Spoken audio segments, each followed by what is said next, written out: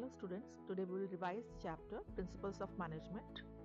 Principle of Management. What is the role of Principle of Management in managing a business? What are the features of Principles of Management? And what is the need, what is the significance of the features of management? Here in this part, we'll revise that what are the features of Principle of Management. So now, Principles of Management. Principles of Management, the fundamental statement of basic truth, provides a guide to thought and action, establish a cause and effect relationship between two or more variables. So fundamental statements हैं किसकी? Basic truth की. एक guide provide करती हैं thought and action दोनों के लिए, and cause and effect relationship create करती हैं दो या दो से ज्यादा वेरिएबल्स में. Right me? So when we sum up these all points, we'll get the definition of principle of management. A principle means the fundamental statement of basic truth that provides a guide to thought and action. It establishes a cause and effect relationship between two or more variables.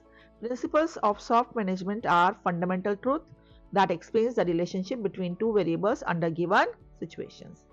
These are called principles of soft management because they are not as rigid as the principles of physical sciences.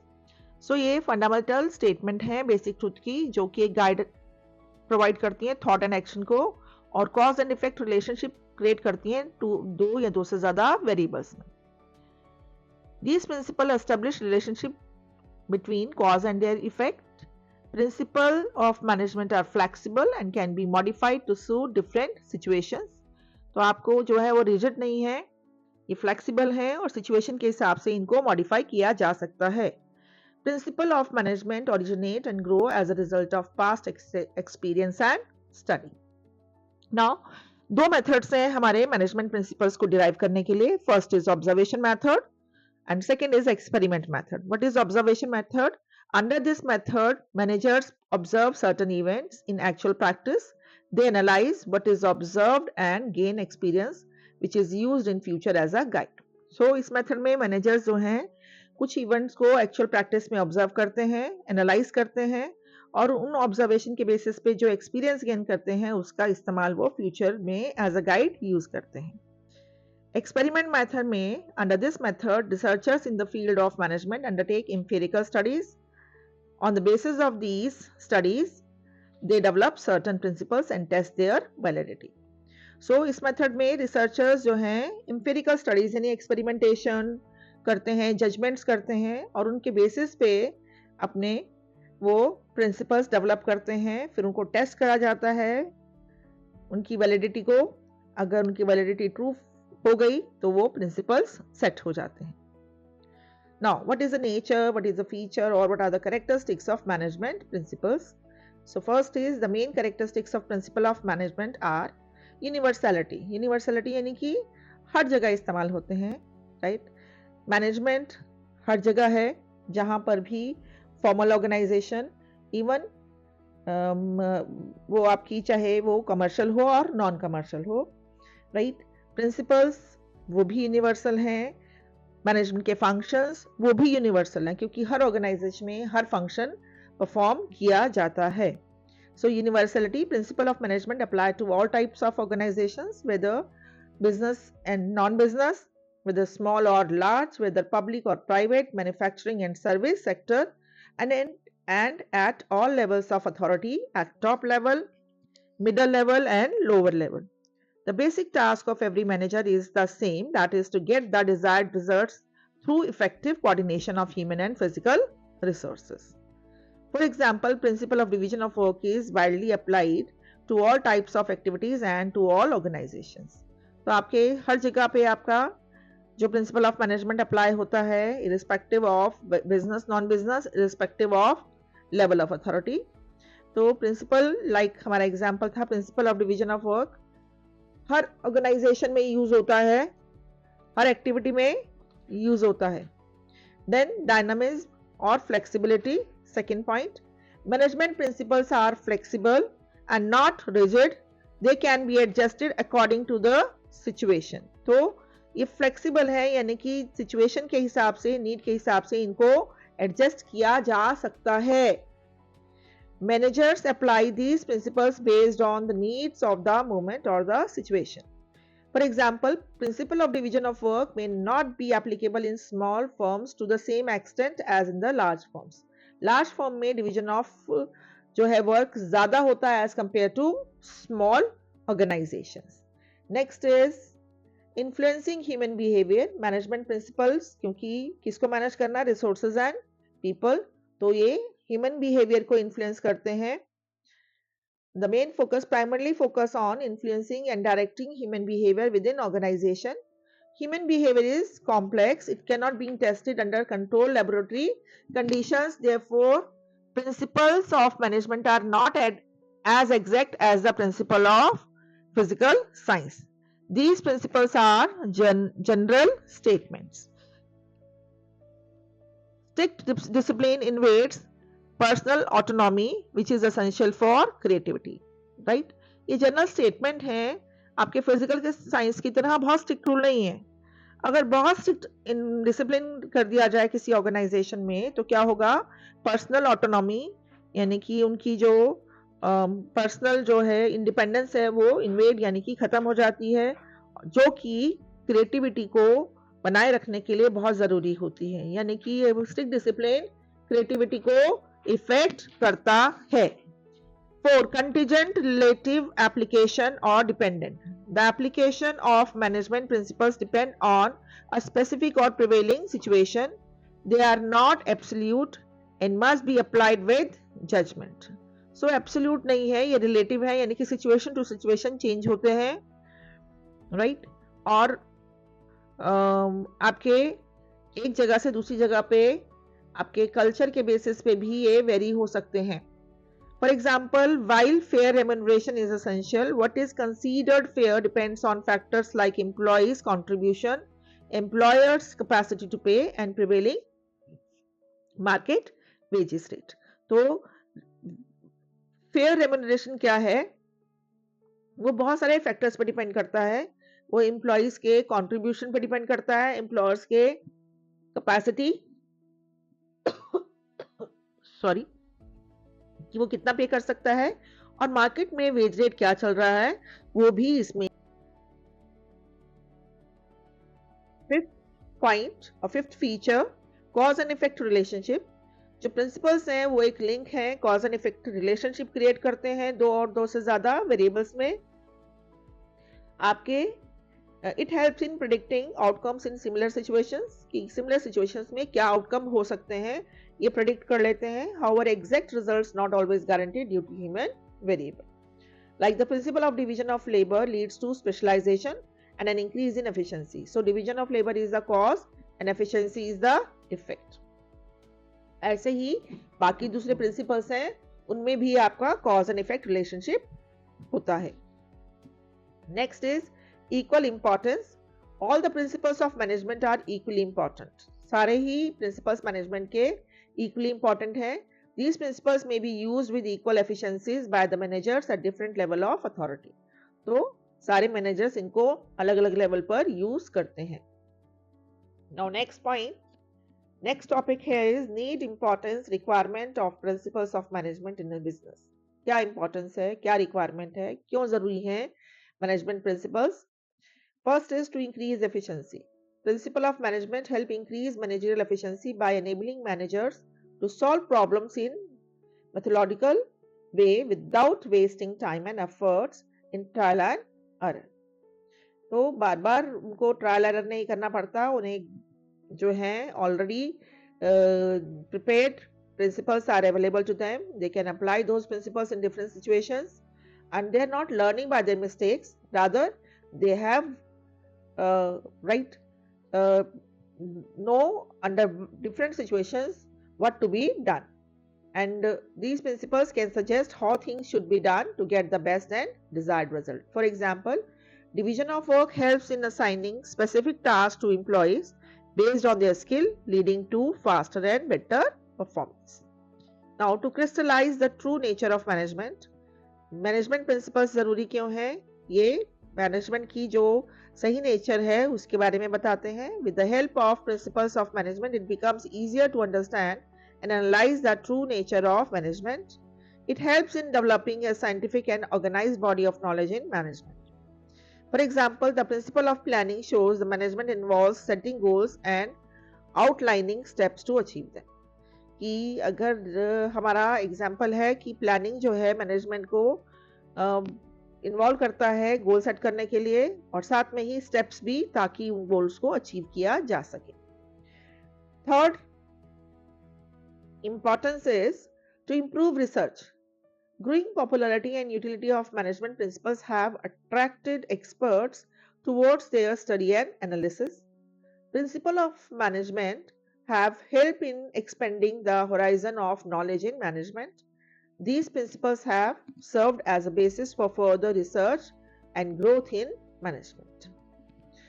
Next one, to attain social goals, management coordinate the efforts of people and translate individual objectives into social objectives. So managers क्या करते हैं, वो coordinate करते हैं individual efforts को ताकि वो social objective या group objectives को achieve कर सकें. Efficient use of resources helps to improve the quality of life and progress of society, which improves social welfare. और जो हम अगर efficiently use करते हैं resources को तो उससे क्या होता है, आपकी क्वालिटी ऑफ लाइफ अच्छी हो जाती है लोगों की, क्योंकि उन्हें बेटर प्रोडक्ट्स मिलते हैं. राइट, सोसाइटी में प्रोग्रेस होता है, सोसाइटी का वेलफेयर होता है. For example, principle of equity says treat its worker fairly and provide equal opportunities to them which create satisfaction among the employ and create social harmony. Then fifth one, to clarify thinking. Principles of management help to clarify the thinking of managers. A new manager, with the help of these principles, can understand the nature of management. तो क्या है आपका कि managers की thinking क्या है, उस चीज को अच्छे से वो क्लैरिफाई करते हैं प्रिंसिपल ऑफ मैनेजमेंट, और एक नए मैनेजर को हेल्प करते हैं ताकि वो समझ सके कि मैनेजमेंट क्या है, मैनेजमेंट की नेचर क्या है. For example, when faced with the conflict between departments, principle of coordination helps manager. कि अगर डिपार्टमेंट्स में कन्फ्लिक्ट है तो इसका मतलब डिपार्टमेंट्स में कोऑर्डिनेशन नहीं है, तो आपके मैनेजर्स को वर्क करना पड़ेगा डिफरेंट डिपार्टमेंट्स में और डिफरेंट ग्रुप्स में कोऑर्डिनेशन करने के लिए. The next one, to train managers. Formal method of training managers in institutes and universities are possible only when there are fundamental principles and concepts. ये concepts और principles ही इस चीज के लिए इस चीज़ को पॉसिबल बनाते हैं कि मैनेजमेंट को जो है इंस्टीट्यूट्स में, यूनिवर्सिटीज़ में एक फॉर्मल तरीके से पढ़ाया जा सके. Principles of management provide a framework for scientific and systematic training and development of managers. Last is to spread knowledge. Principle of management are useful in spreading managerial knowledge through training. These principles are organized body of knowledge which are taught in management institutes. एक organized body है जिनको कि हम अपने management institute में पढ़ा सकते हैं. For example, a business school teaching the 14 principles of management by Fayol spread knowledge that can be applied in industries, government and even NGOs. तो गवर्नमेंट ने जब ये नॉलेज स्प्रेड की कि आपका जो है बिजनेस 14 प्रिंसिपल्स जो है मैनेजमेंट के आपके हर इंडस्ट्रीज में, गवर्नमेंट सेक्टर में और एनजीओज में हर जगह अप्लाई हो सकते हैं. So it has spread the knowledge कि it is equally usable in all the organizations. Now, the next part, principles of management, which says principles of scientific management, F.W. Taylor. F.W. Taylor, he was an engineer and he started his work in a company as an executive. In a steel company, he introduced a new and efficient system to increase production. His main focus was how to increase the productivity of the workers, right? किस तरह से और क्या techniques हो सकती हैं कि ताकि प्रोडक्टिविटी बढ़ाई जा सके. Scientific management is knowing exactly what you want men to do and seeing that they do it in the best and cheapest way. कि हम क्या कराना चाहते हैं और देखें कि वो उसको उस काम को कितने अच्छे से और कितने चीपेस्ट फॉर्म में कर सकता है। तो एफडब्ल्यू टेलर के प्रिंसिपल्स क्या थे? The principle of scientific management, और फर्स्ट उनका रूल था science not rule of thumb. Science not rule of thumb है कि मतलब कोई भी चीज है, जो कोई भी काम है, उसको एनालिटिकल वे में, साइंटिफिक वे में किया जाना चाहिए, ना कि इसलिए क्योंकि वो इतने सालों से किया जा रहा है। ठीक है, पुराने जो काम करने की टेक्निक्स हैं उनको इसलिए नहीं जो है फॉलो किया जाए क्योंकि वो पहले से ही यूज हो रही थी, बल्कि उन टेक्निक्स को बदल देना चाहिए कि अगर वो लॉजिकल नहीं है और वो प्रोडक्टिविटी ज्यादा नहीं कर पा रही हैं। So the principle means that work should be done using scientific methods. It should not be based on personal judgment, old habits, traditional methods, trial and error, or rule of thumb. According to him, each job should be performed in an organization as per the scientific approach, as there is always the best method to maximize efficiency. Then second is harmony, not discord. There should be harmony between management and workers, right. आपके जो है corporation worker और management के बीच होना बहुत जरूरी है। उनके बीच में एक पीसफुल, एक फ्रेंडली रिलेशनशिप होना चाहिए। There should be a complete mental resolution और transformation in thinking of both sides. कैसे? Management should share the gains with workers and workers should work with discipline and loyalty for the betterment of the business.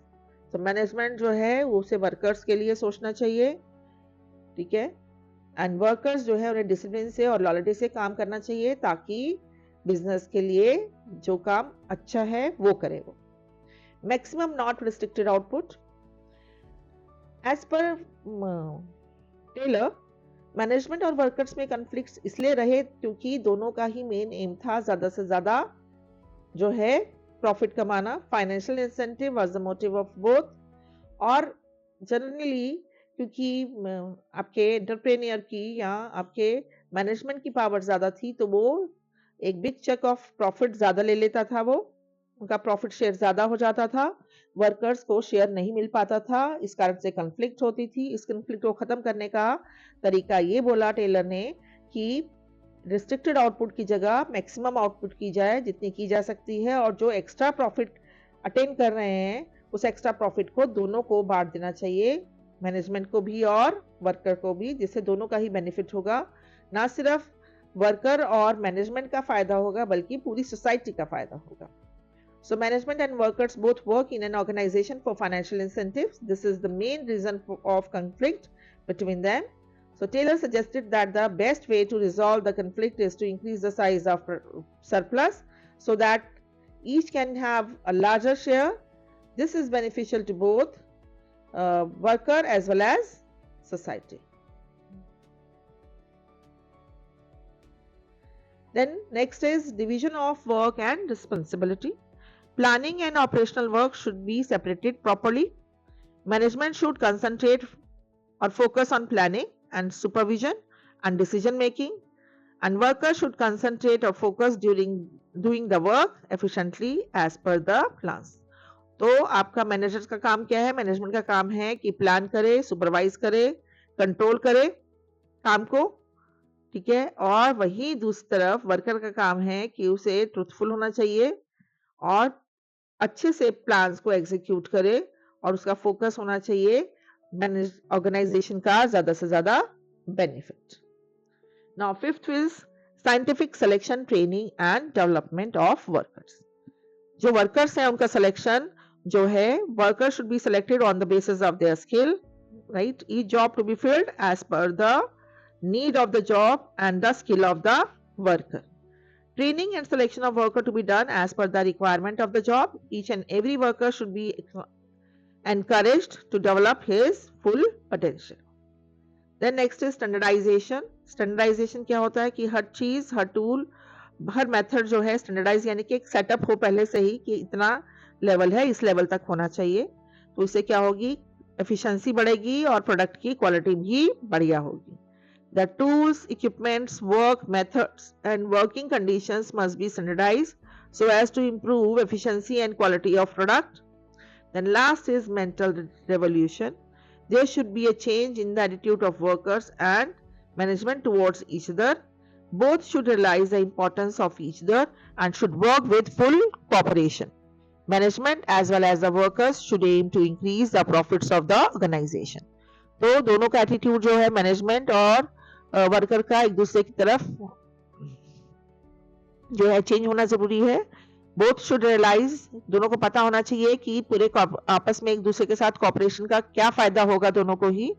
Management और worker organisation की profitability को increase करने के लिए जो है उन्हें काम करना चाहिए. और employer should consider employees as partners and in the business and employees must treat employer as their father figure and well-wisher. So now we have completed the principles of management which are propounded by Taylor. Now we'll do the functional management principles which are being created or which are being developed by Fayol. Okay. The Fayol started work as an engineer and get prominence in the field of management eventually. He has divided, उसने क्या management को 3 part में divide किया. First is managerial qualities, right? Second is general principles of management, and third is element and functions of management. While proposing management principles, तो उसने क्या देखा, उसने emphasize किया 2 चीजों पे. पहला कि list of management principle is not exhaustive but suggestive. ये सजेस्टिव है, एग्जॉस्टिव नहीं है. मतलब एग्जॉस्टिव मीन्स कि यहीं तक खत्म नहीं हो गए, मैनेजमेंट प्रिंसिपल और भी हो सकते हैं. तो उन्होंने सजेस्ट किया कि ये प्रिंसिपल्स, ये सजेशंस हैं जो है, और उसके बाद भी आप उनको टाइम के बेसिस पर और सिचुएशन के बेसिस पर उनको नए प्रिंसिपल्स को अडॉप्ट किया जा सकता है. Management principles are not rigid but flexible.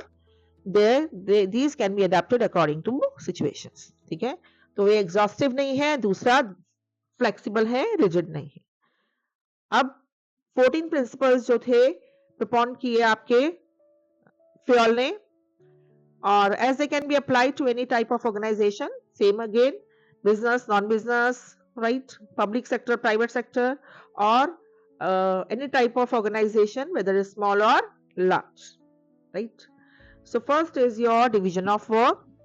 Division of work involves dividing the whole work into relevant number of tasks or unit. Instead of assigning the whole work to a person, a part of the work or a task is being assigned to him based on his skill or his competence. It allows worker to specialize in a particular task, or leading to greater efficiency, higher productivity, and better quality of work. For example, engine assembly team focus only on building engines. Painting team specializes in car painting, and quality control team ensures final checks in a car manufacturing company. Next is your second rule or second principle of management is authority and responsibility. Authority is the right to give orders, right, and get that work done through others, and responsibility is the right obligation to perform the assigned duty and the accountability of towards the result by the doer.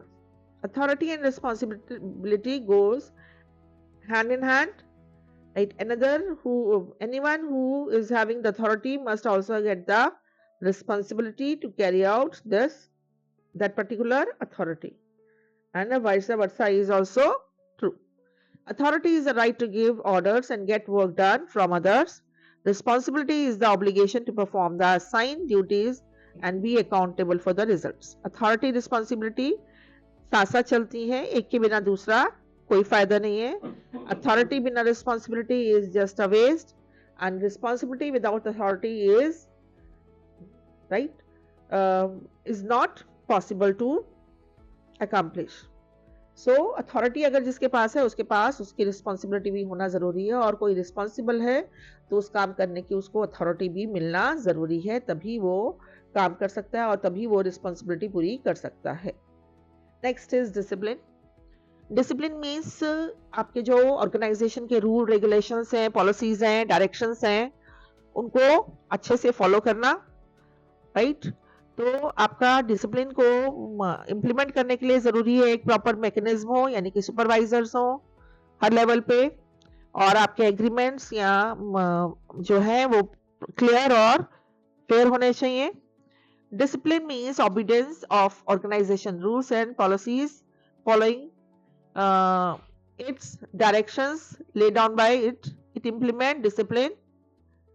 To implement discipline, it requires good supervision at all levels, clear and fair agreements, and judicious application of penalties in an organization.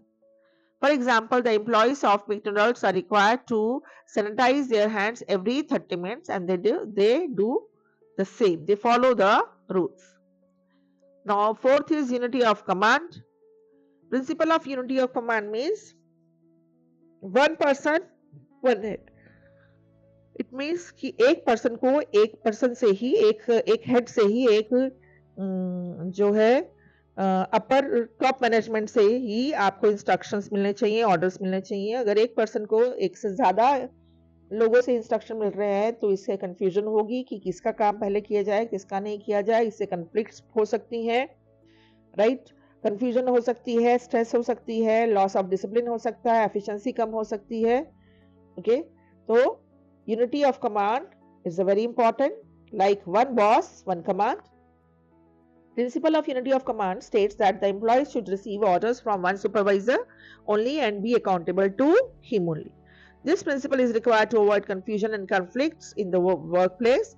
When the employee receives instructions from more than one manager or supervisor, it can lead to conflicting instructions, reducing efficiencies, loss of discipline, stress and confusion. The unity of command principles emphasizes one boss, one command. Then next one is unity of direction. Unity of direction का मतलब क्या हुआ कि एक group एक plan होना चाहिए.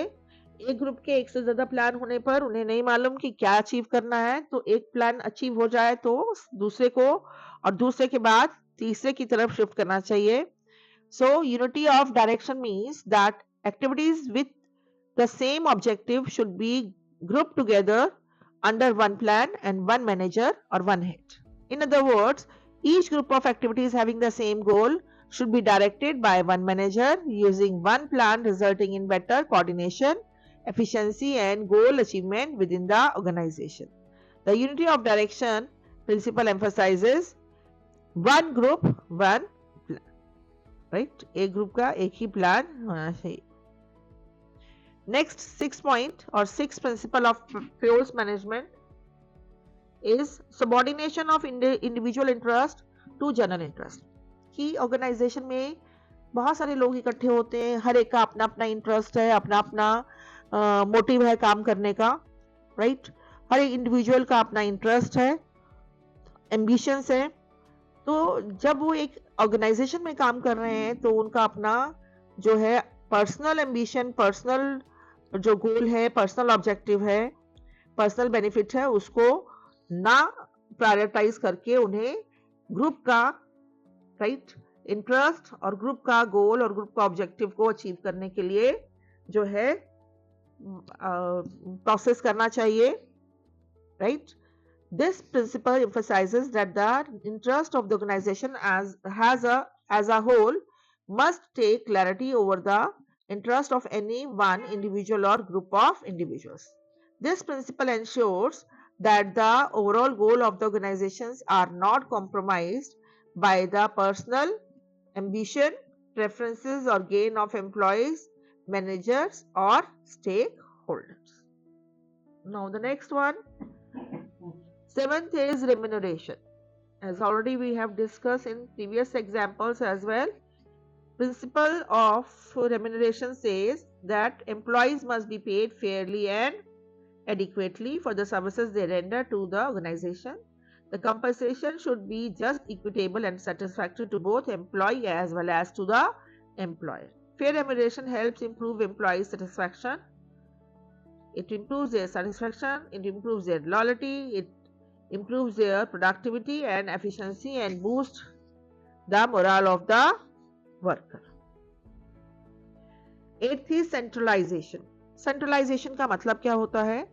जब ऑर्गेनाइजेशन के सारे डिसीजंस टॉप मैनेजमेंट लेता है और लोअर मैनेजमेंट को और मिडिल मैनेजमेंट को सिंपली उसको फॉलो करना होता है, जो इंस्ट्रक्शंस दिए उस पर वर्क करना होता है, तो इसे कहते हैं हम centralisation.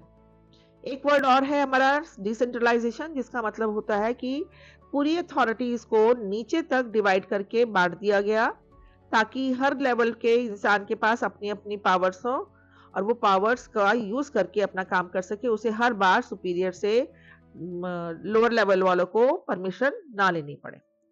According to the principle of centralization, there is no one size fit for all organizations for centralization or decentralization, और centralization decentralization दोनों ही organization में चलते हैं, पर एक कोई ऐसा एक particular size नहीं है कि जो सारी organizations में fit हो कि इतना centralization और इतना decentralization होना चाहिए। The degree should depends on the specific situations, organization size and capabilities of subordinates.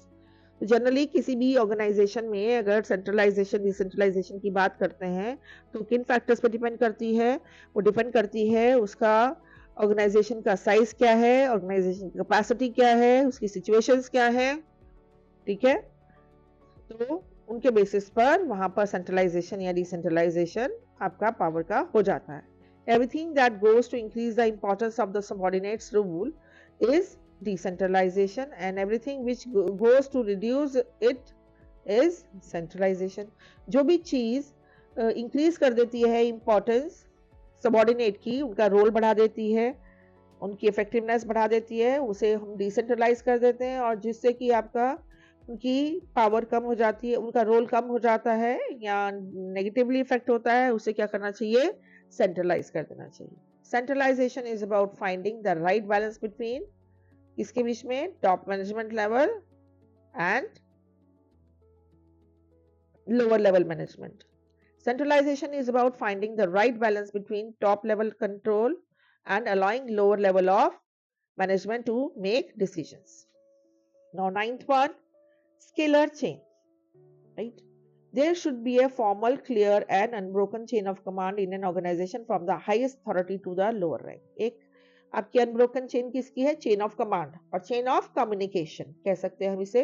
This chain form the line of authority, communication and responsibility, ensuring that instructions flow in a proper organized way.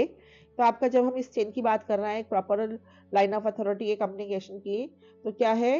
किस rank से किस rank तक आपका communication चलेगा, कौन किससे communication करेगा, किस तरह से इंस्ट्रक्शंस दिए जाएंगे, right? Every employ should know who their immediate superior is and communication should ideally follow this chain. तो उसे पता होना चाहिए किसी भी पर्सन को या सुपरवाइजर को या फिर आपके मैनेजर को कि उसको किसको ऑर्डर करना है या उसे किससे ऑर्डर लेना है, उसका इमीडिएट सुपीरियर कौन है और उसका सबऑर्डिनेट कौन है। Unless an emergency or exception allows for a shortcut called gangplank. Generally आपका कम्युनिकेशन का यही मेथड फॉलो होता है कि आप अपना चेन ऑफ कमांड को फॉलो करते हैं कि अपने इमीडिएट सुपीरियर को देना है, वो अपने इमीडिएट सुपीरियर को आपका पास ऑन करेगा and communication keeps on going this way only. तो इसे हम क्या कहते हैं? Chain of command. Chain of command को फॉलो करना बहुत इंपॉर्टेंट है, अनलेस अदरवाइज एक बहुत ही आपकी इमरजेंसी या एक्सेप्शन हो जाता है और उसमें इमरजेंसी में आपको जल्दी से कम्युनिकेशन करना है, तो हम ये जो आपकी चेन ऑफ कमांड है उसको फॉलो किए बिना हम सिंपली गैंग प्लैंक से डायरेक्टली भी बात कर लेते हैं। Gang plank is not used in the normal situations because it undermines the established lines of authority.